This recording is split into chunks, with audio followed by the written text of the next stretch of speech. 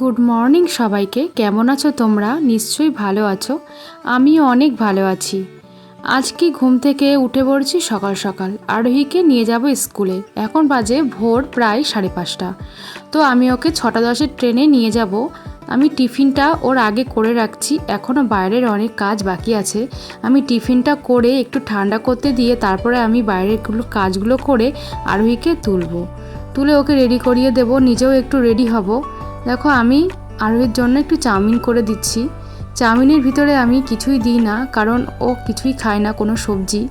আমি শুধু আলু দিয়ে আর একটা কাঁচা লঙ্কা দিয়ে আর চাউমিনগুলো দিয়ে একটু করে দিই, কারণ বেশি মশলাও পছন্দও করে না, খায়ও না। আর যেহেতু সকালবেলা টিফিনটা বাসি পেটে বেশিরভাগ যায়ও একটু হরলিক্স খেয়ে, তার জন্য আমি বেশি কিছু দিই না, শুধু চাউমিন দিয়ে আর আলু দিয়ে আর সামান্য একটু পেঁয়াজ কেটে আমি এটা করে দিই। পরোটা খেতেও ভালোবাসে। আজকে আর আমি পরোটা দিলাম না, আজকে চাউমিনটাই করে দিলাম। ও সন্ধ্যাবেলা বলছিল মা একটু চাউমিন করে খাবো, কিন্তু সন্ধ্যাবেলা আমি আর করে দিইনি। ও দুধ খেয়েছিল বলে ওই জন্য টিফিনে ওকে বানিয়ে দিলাম। দেখো আমার প্রায় কমপ্লিট হয়ে গেছে বানানোটা। এবার ঢেকে রেখে দেবো, তারপরে একটু ঠান্ডা হলে ও টিফিন বক্সে ভরে দেবো। আরোহীকে তুলেছে, আমি রেডিও করে দিলাম, সেটা আমি দেখাতে পারলাম না। আমি আরোহীকে রেডি করে দিয়েছি, মুখটুকগুলো ধুয়ে দিয়েছি, ব্রাশ করিয়ে দিয়েছি। তো ড্রেস ওর পরানো হয়ে গেছে। তো দেখো এখনও ঘুমোচ্ছে, চোখ বন্ধ ওর। তোমরা দেখতেই পাচ্ছ ও ঘুম থেকে উঠলেই খুব জ্বালাতন করে, বাথরুমে নিয়ে যেতে পারি না আমি কিছুতেই। ওকে ড্রেস পরাতে গেলে তো আমার নাজেহাল অবস্থা। ও প্রায় ঘুমিয়ে পড়ে ড্রেস পরাতে গেলে। দেখো ঘুমিয়েও পড়েছে। একটু হরলিক্স খাইয়ে দিয়েছি আমি ওকে, তারপরে ড্রেস পরিয়ে দিয়েছি। ও যাওয়ার আগে আমি ওকে তুলে নিয়ে যাব। তো নিজে রেডি হয়ে নিয়েছি। দেখো আমি আরোহীকে চাউমিন দিয়ে দিয়েছি। আমি এরকম টিফিন বক্সে ওকে দিই, আরও অনেক রকম টিফিন বক্স আছে। আজকে এটাতেই দিলাম, যেহেতু একটু অনেকটাই দিয়েছি। সেরকম কিছু খেলো না ও। সকালবেলা একটু হরলিক্স খেলো, অনেকটা বেলা হয়ে যায়, ওদের টিফিন দেয় তো খিদে পেতে পারে, তাই জন্য একটু বেশি করেই দিয়ে দিলাম। তাই জন্য বড় টিফিন বক্সটাও দিয়ে দিয়েছি। আজকে আর ফল দিলাম না, কাটার সত্যি সময় নেই। আর ফল দিলেও খেতেও চায় না, 2-1 টুকরো খায় আর পুরোটাই বাড়িতে নিয়ে চলে আসে। তো দেখো ও রেগে যাচ্ছে, নামতে চাইছে না, বলছে আমি যাব না। ও ট্রেনের মধ্যে গেলেও ঘুমায়, আবার টোটোতে উঠলেও ও আমার ঘাড়ে মাথা দিতে ঘুমাতে ঘুমাতে যায়। স্কুলে কি করে জানো তো, যখনই ওকে বলে হেড ডাউন করতে দুষ্টুমি করলে তো ও ঘুমিয়ে পড়ে। ও জানি না এত লেজি ভাবটা কেন ওর ভিতরে। জুতোটা পরিয়ে নিয়ে এবার বেরিয়ে পড়বো স্কুলে যাওয়ার জন্য। আমি না আজকে চা খেতে পারলাম না, সময় আর হলো না, কারণ ট্রেন টাইম হয়ে গেছে।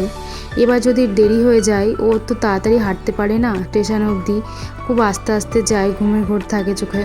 তার জন্য আমি ওই জন্য চাটা দরকার নেই খাওয়ার। এবার আমি যাব স্টেশনের দিকে। স্টেশনে গিয়ে তারপর একটু দাঁড়িয়ে থাকলেও অসুবিধা হয় না, কিন্তু একটু দেরি হলে ট্রেনটা যদি বেরিয়ে যায় সেদিনকার স্কুলে যাওয়া হবে না।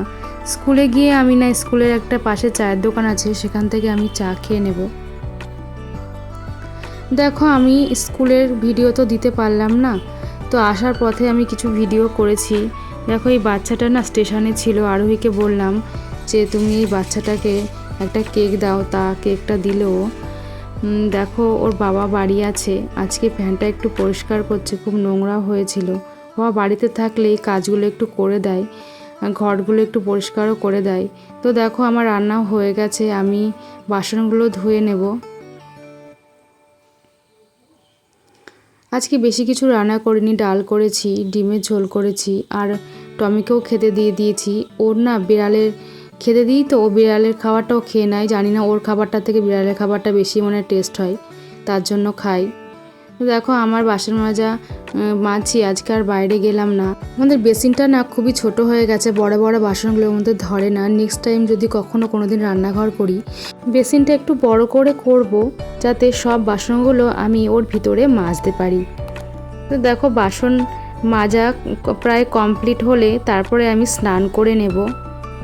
দেখো প্রায় সন্ধ্যা হয়ে গেছে, এখন আরোহীকে একটু বই নিয়ে বসাবো। আবার দেখো কি করেছে, সারা মুখে লিপস্টিক দিয়েছে, সেজেছে, তারপরে মাথায় চুল করেছে একটা ওড়না দিয়ে। দেখো সন্ধ্যাবেলা আমি ওকে বই নিয়ে ভাবলাম বসাবো, তো আজকেও বলছে আমি পড়বো না, আজকে আমি খেলা করব। তো আমি বললাম যে একটু খেলা করে নাও, তারপরে বই নিয়ে বসো। বলছে ঠিক আছে মা, তাহলে আমি একটু খেলা করে নিই। আসলে সমস্যাটা কি, ওর খেলার কোনো সাথী নেই, ও একা একাই খেলে তো, তাই জন্য ও যখন যেটা মনে হয় তখন সেটা নিয়েই খেলে। আজকে এটা নিয়েই খেয়াল হয়েছে, তো এটা নিয়েই খেলছে। বাস্কেটের মধ্যে যত খেলনা ছিল সব বের করে ফেলেছিল, আমি কিছুটা ঢুকিয়েছি। এখন আবার মনে হচ্ছে যে একটু চুল বানাই, তো সেটাই করছে। ভিডিওটা ভালো লাগলে লাইক কমেন্ট শেয়ার করো, সাবস্ক্রাইব করে রেখো, ফের নেক্সট ভিডিও নিয়ে।